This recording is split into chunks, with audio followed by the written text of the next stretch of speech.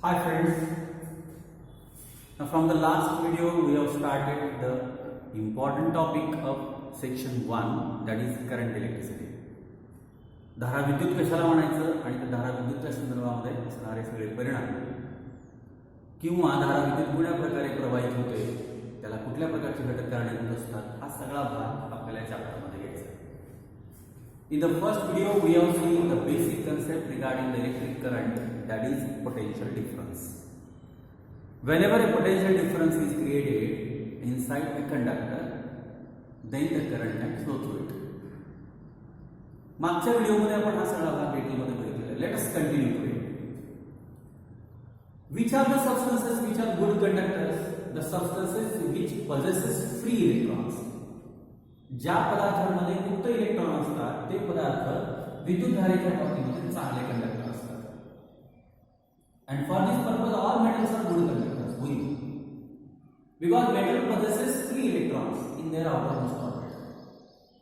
Let us recall once again. काल आपण बोललो समजा ही एका ॲटमची स्ट्रक्चर, त्याचे पहिलं ऑर्बिट आहे, दुसरं ऑर्बिट आहे, तिसरं ऑर्बिट आहे वगैरे, px py pz वगैरे. आपण जास्त बोलत जायचं नाही, लक्षात ठेवा. These are the electrons which are revolving in the outermost orbit. Suppose this is one atom, this is another adjacent atom, and from one atom to the second atom the electrons can transit.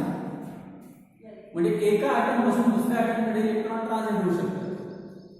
ही एक मुबलक, ही एक म्हणजे सहज अशी भावना मेटल्समध्ये असते किंवा सहज अशा प्रकारची प्रवृत्ती असते. That the outermost electrons in the conductor they can travel here and there, they can move here and there, and that's why throughout the conductor they can pass, they can travel. That's why they are known as mobile conductors, free electrons and mobile electrons. म्हणून या ॲटममधून त्या ॲटममध्ये, त्या ॲटममध्ये हे जाऊ शकतात. They are weakly attached. The outermost electrons are weakly attached to each other, and that's why inside that conductor they can move everywhere. They are having a worship that they are mobile, they are free. म्हणून मी तुम्हाला काल सांगितल्याप्रमाणे समजा हा एक metal conductor आहे. या मेटल कंडक्टरमध्ये हा ॲटम याला जोडलेला आहे आणि याचे आउटरमोस्ट इलेक्ट्रॉन असे जाऊ शकतात इकडून इकडे, इकडून इकडे, इकडून इकडे, इकडून इकडे असे line. They are free, they are mobile, they can wander here and there, and that's why this mobility, this movement of the electron is responsible for the passage of electric current. हे मोकळे असतात म्हणून electric current वाहू शकतात. पण दरवेळेला वाहतात का? काल मी तुम्हाला सांगितलं एखादा लोखंडी तुकडा मी जर हातात धरला तर मला शॉक बसतो का? नाही बसत. जरी त्यात मुक्त इलेक्ट्रॉन असले तरी. हा, जर समजा तो कंडक्टर किंवा तो वाहक किंवा ती तार पोटेन्शियल डिफरन्सला जोडली, म्हणजे बॅटरीच्या दोन टोकांना जोडली, पॉवर सप्लायच्या दोन टोकांना जोडली, याचा अर्थ काय? One point is at higher potential, second point is at lower potential. Then in that case now the current can flow. आपण बघूया ऍक्च्युअली करंट कसं फ्लो होतं. What is current? It is a flow of electron from higher potential level to lower potential. हा इलेक्ट्रॉनचा एकमार्गी सरळ रेषीय प्रवाह आहे, ज्यादा विभवांतराकडनं कमी विभवांतराकडे. नेमकं होतं कसं आपण बघू. Let us consider this is a metal conductor. हा एक धातूचा तुकडा आहे. It is a metal conductor. See, in this metal conductor suppose these are electrons. जरा मोठे काढले तरी इतके मोठे नसतात ते, पण तुम्हाला समजावून म्हणून काय, दीज आर फ्री इलेक्ट्रॉन्स आणि बाकीचे ॲटम आहे तिथल्या बाजूला सगळे. सध्या काय परिस्थिती आहे? The conductor is free, the electrons are moving everywhere. म्हणजे या कंडक्टर मधले इलेक्ट्रॉन कुठेही सरकतात. उदाहरणार्थ हा इलेक्ट्रॉन इकडे जातो, हा इकडे जातो, हा इकडे जातो, हा खाली येतो, हा डाव्या बाजूला जातो, हा वर जातो, हा पण वर जातो, हा खाली येतो. They are free, they are mobile. That's why their net effect is zero. म्हणून मी तुम्हाला सांगितल्याप्रमाणे एक कंडक्टर समजा मी हातात धरलाय तर मला शॉक नाही बसत. आता असं गृहीत धरा की या मेटल कंडक्टरला बॅटरीच्या दोन टोकांमध्ये जोडलेला आहे. The one point of this metal conductor is connected to the positive terminal of the battery, while the second conductor is connected to the negative terminal of the कंडक्टरचं हे टोक प्रचंड धन झालं, it is positive, it is a higher potential. तर कंडक्टरचं दुसरं टोक हे ऋण झालं, it is negative now. Under this condition, now what will happen? Now all electrons will migrate towards positive. आता मात्र सर्व इलेक्ट्रॉनला एकाच दिशेला पळावं लागेल. का पळावं लागेल? हे धन झालेलं आहे, हे ऋण झालेलं आहे. एकाचं पोटेन्शियल जास्त आहे, एकाचं पोटेन्शियल कमी आहे. इकडे इलेक्ट्रॉनची संख्या जास्त आहे तर इकडे कमी आहे. इकडे पॉझिटिव्ह चार्ज जास्त आहे तर इकडे कमी आहे. मग तुम्हाला कळेल का, जास्त इलेक्ट्रॉन इकडे आहे तर ते इकडे राहतील, तर जास्त धनप्रभार इकडे आहे तर ते इकडे वाहते. म्हणजे आता मात्र या कंडक्टरमध्ये तुमच्या असं लक्षात येईल, all electrons now they will migrate towards positive terminal. हे बस, आता मात्र सगळे इलेक्ट्रॉन एकाच दिशेला पळतात, like this, and they are forming a unidirectional way, A unidirectional current. आता सगळे इलेक्ट्रॉन एकाच दिशेला पळतात. आता जर सगळेच इलेक्ट्रॉन एका दिशेला पळत असतील तर नाव इट इज करंट. याला म्हणायचं current. It is an electric current. What is electric current then? It is a flow of electron from higher potential to lower potential. It is a flow of electron in unidirectional way. एकाच दिशेला इलेक्ट्रॉनचा प्रवाह जर जात असेल तर तशा एकाच दिशेच्या इलेक्ट्रॉनच्या प्रवाहाला आपण current. Whenever current will flow when we are passing the electric current, समजा K मध्ये आपण K चालू केली, करंट पास केला.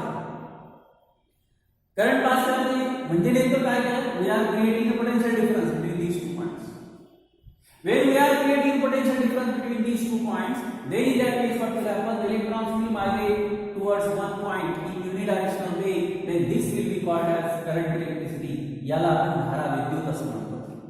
म्हणजे कोणत्याही वाहकामध्ये विद्युत धारा प्रवाहित होण्यासाठी त्या वाहकाच्या दोन टोकांमध्ये का निर्माण होणं गरजेचं आहे? पोटेन्शियल डिफरन्स निर्माण होणं गरजेचं आहे. Whenever there is a potential difference across these 2 points, then and then only the current will flow. Now we have to think about what is meant by current. Current कशाला म्हणतात? हे current कसं मोजलं जातं? कोणत्या पद्धतीने मोजलं जातं? कोणत्या पद्धतीने मोजू शकतो आपण? What is the formula for current? The current is given as charge upon time. म्हणजे विद्युतधारा ही नेहमी प्रभार भागिले वेळ या सूत्राने मोजली जाते. The current is given as I is equal to Q upon T, where Q is the charge, T is the time, and I is the current. म्हणजे असं गृहीत धरू आपण की Q पूर्ण प्रभार इथून निघतो आणि हा या पूर्ण परिपथातून फिरतो in time interval T. Then the current passing through it is given by the formula I is equal to Q upon T. आता एक करंट कशात मोजलं जातं? एम्पियर मध्ये. चार्ज कशात मोजला जातो? कूलम मध्ये. तर टाइम कशात मोजला जातो? सेकंदामध्ये. So 1 ampere is equal to 1 coulomb upon 1 second. What does it indicate? If 1 coulomb charge is transferred in 1 second, the current passing through the wire is 1 ampere. एका सेकंदाला 1 कूलम प्रभार जर स्थानांतरित होत असेल तर त्या वाहकातून होणारी विद्युतधारा किती असते? 1 ampere. So current when passes through the wire, that current can be calculated or can be measured by the formula 1 ampere is equal to 1 coulomb upon 1 second. What is 1 ampere then? 1 ampere is nothing but when 1 coulomb charge is transferred in a wire in 1 second. हाँ, आता आपण हे सरळ बघितलं की एखाद्या वाहकातून विद्युतधारा कशी वाहते. विद्युतधारा वाहते म्हणजे त्या वाहकामध्ये इलेक्ट्रॉन पळतात. कसे पळतात? एकाच दिशेला पळतात. Unidirectional flow. काल मी तुम्हाला सांगितलं होतं नदी म्हणजे काय? पाण्याचा एकमार्गी प्रवाह. आपल्याला माहितीये नदी उंच पर्वतामध्ये उगम पावते आणि ती समुद्रातून मिळते. तिचा प्रवाह एकमार्गी आहे कारण एक लेवल उंच आहे, एक लेवल खाली आहे. तसं इलेक्ट्रिक करंट म्हणजे काय? It is a flow of electron because of the potential difference across 2 points of the conductor, and then the electric current can flow.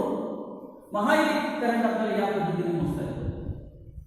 आता या इलेक्ट्रिक करंटच्या मार्गामध्ये अडथळा असतो. साधी गोष्ट आहे. समजा आपण वाहन चालवतो, रस्त्यावरून वाहन घेऊन जातो आपण, तर आपल्या वाहनाला अडथळा निर्माण होतो. दगड धुळले लागतात, खड्डा लागतो, ब्रेक लागतो, कुठेतरी कोणत्या तरी ठिकाणी आपल्याला उंचवटे जाणवतात, खड्डे जाणवतात. What is that? It is known as resistance. आपल्याला कोणती संकल्पना शिकायची? रेजिस्टन्स संकल्पना. म्हणजे रोध कशाला म्हणायचं? What is resistance and what is the relation of resistance with the current? It is given by a scientist whose name was ohm. पहिल्यांदा आपण रेजिस्टन्स कशाला म्हणायचं हे बघू. Now look here. आता परत एकदा या फिगरकडे बघा. आता परत एकदा या फिगरकडे बघा. या कंडक्टर मध्ये आता मी काय काढलेलं आहे? आता समजा हे ॲटम आहे. Suppose these are atoms which are fixed. एका ठराविक ठिकाणी हे ॲटम असे फिक्स्ड आहे. म्हणजे आपल्याला माहिती आहे कुठल्याही एखाद्या मेटलच्या बाबतीमध्ये त्या मेटलच्या रचनेमध्ये असणारे अणू आपापल्या जागेवर बद्ध असतात. ते are fixed. Why we know that all good metals or metal are good conductors and that's why they have having free electrons. म्हणजे मी तुम्हाला आता सांगितल्याप्रमाणे हे सगळे ॲटम आहेत जे आपल्या जागेवर बद्ध आहेत आणि त्या ॲटमच्या बाजूला इलेक्ट्रॉन्स आहेत जे की मोबाईल आहे. मोबाईल म्हणजे फ्री. बरोबर. आता या इलेक्ट्रॉनचं कसं असतं? जोपर्यंत हा कंडक्टर कुठेही जोडलेला नाही, बॅटरीमध्ये जोडलेला नाहीये, तोपर्यंत या कंडक्टरमध्ये इलेक्ट्रॉन फ्री असतात. They can wander here and there. Some can go in the upward direction, some can go in the downward direction, some can go in the left side और राइट साइड, व्हॉटएव्हर.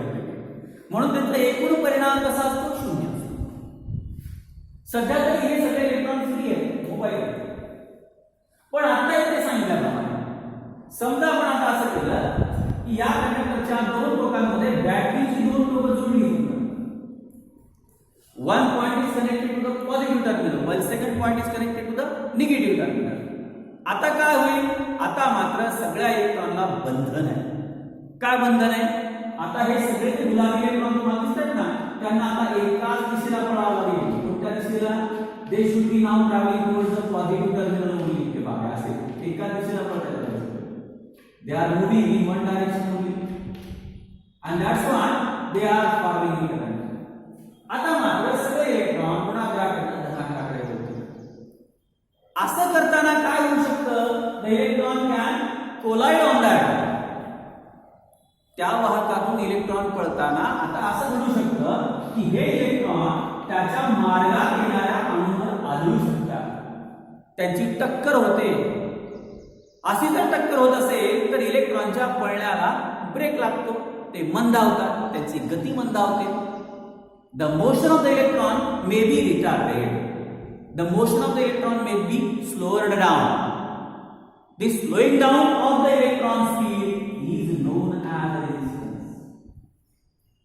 इलेक्ट्रॉनचा प्रवाह वाहत असताना इलेक्ट्रॉनच्या पळण्याला, त्यांच्या धावण्याला, त्यांच्या गतीला जो विरोध होतो त्याला म्हणायचं रोध, रेजिस्टन्स. जसं तुम्ही रस्त्यावर वाहन चालवत असताना प्रचंड वेगाने वाहन चालवू नये म्हणून रस्त्यावर काही काही ठिकाणी स्पीड ब्रेकर बसवले असतात. स्पीड ब्रेकरचं काम काय असतं? When you are using that vehicle, when you are riding on a vehicle and if suppose the speed breaker is coming in front of you, suddenly what will happen? The speed of the vehicle decreases. Because of what? Because of the hindrance, because of the resistance. म्हणजे तुम्हाला अडथळा निर्माण होतो आणि वाहनाचा वेग मंदावतो, वाहनाची गती मंदावते. तसं इथे सुद्धा इलेक्ट्रॉन पळताना ते आपल्या मार्गात येणाऱ्या अणूंवर आदळतात आणि आदळले की त्यांची गती मंदावते. ही जी आदळण्याची प्रक्रिया आहे, थांबण्याची प्रक्रिया, त्याला काय म्हणतो आपण? रेजिस्टन्स. हा रेजिस्टन्स प्रत्येक वाहकाचा फिक्स्ड असतो. या रेजिस्टन्सच्या संदर्भामध्ये एक लॉ मांडण्यात आलेला आहे, that is known as Ohm's law. Remember, I will give the statement of Ohm's law again and again. या स्टेटमेंटचं पहिलं वाक्य लक्षात ठेवा. So far the physical state of a conductor remains constant. किंवा असं म्हणू मी, if the physical state of a conductor remains constant. इथं लिहितो मी, इफ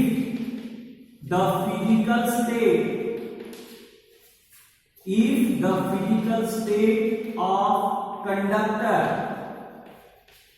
remains constant आग्रहावर लिहिले आणि मग लॉ पूर्ण खाली लिहिला. If the physical state of a conductor remains constant, या वाक्याचा अर्थ काय? जोपर्यंत वाहक कायम आहे. समजा आता माझ्याकडे एवढाच वाहक आहे, एवढाच लोखंडी तुकडा आहे समजा, तर या लोखंडी तुकड्याची फिजिकल स्टेट कॉन्स्टंट आहे म्हणजे काय? लांबी कायम आहे, रुंदी कायम आहे, टेम्परेचर कायम आहे. अशी जर परिस्थिती असेल, if the physical state of the conductor is remaining constant, then the current passing through the conductor is directly proportional to the potential difference. The current passing through the conductor is directly proportional to the potential difference. मी परत तुम्हाला कालचं सोपं उदाहरण करून दाखवलं. आता बघा, मी तुम्हाला काल म्हणालो होतो हे पुस्तक आहे. पुस्तकाचं सध्या लेवल सेम आहे, पोटेन्शियल डिफरन्स सेम आहे, बरोबर आहे. आता या पोटेन्शियल डिफरन्स सेम असताना मी समजा एखादा खडूचा तुकडा इथे ठेवला, तर हा खडू घरंगळत जाण्याचा वेग कशावर अवलंबून आहे? या लेवलवर अवलंबून आहे. तुम्ही समजा पुस्तकाची लेवल कमी ठेवली, घरंगळण्याचा वेग कमी असेल. तुम्ही पुस्तकाची लेवल जास्त ठेवली, घरंगळण्याचा वेग जास्त असेल. आणखीन जास्त ठेवली, घरंगळण्याचा वेग जास्त असेल. पण या सगळ्या कंडिशन मध्ये या पुस्तकावर असणारे उंचवटे, खड्डे, रोध समान असेल, कारण पुस्तक कायम आहे. According to that, Ohm has given a novel statement. So far the physical state of the conductor remains constant. The current flowing through the conductor is directly proportional to the potential difference. इथे लिहितो, जोपर्यंत एखाद्या वाहकाचा भौतिक अवस्था कायम आहे, तोपर्यंत त्या वाहकातून वाहणारी विद्युतधारा ही कुणाला समानुपाती असते? Volts. Potential difference I is directly proportional to potential difference, that is V. जर हे proportionality constant आपल्याला काढायचं असेल, if this proportionality constant is to be withdrawn, then in that case I must be calculated by 1 upon K, which is equal to V, where 1 upon K is called as a constant, that is 1 upon K is equal to R. So we can have a basic equation that is I into R is equal to V. This is Ohm's law, where V is equal to IR. I is the current, R is the resistance, and V is the potential difference. So, concluding that, we will see what is the statement of Ohm's law. परत एकदा सांगतो, Ohm's law काय आहे? वाहकाची भौतिक अवस्था कायम असताना वाहकाच्या दोन टोकातील विभवांतर आणि त्यातून वाहणारी विद्युतधारा यांचे गुणोत्तर स्थिर राहते. So far the physical state of a conductor remains constant. The current passing through the conductor is directly proportional to the potential difference of the conductor. Okay, we will stop here. Remaining we will take in the next video. Thank you.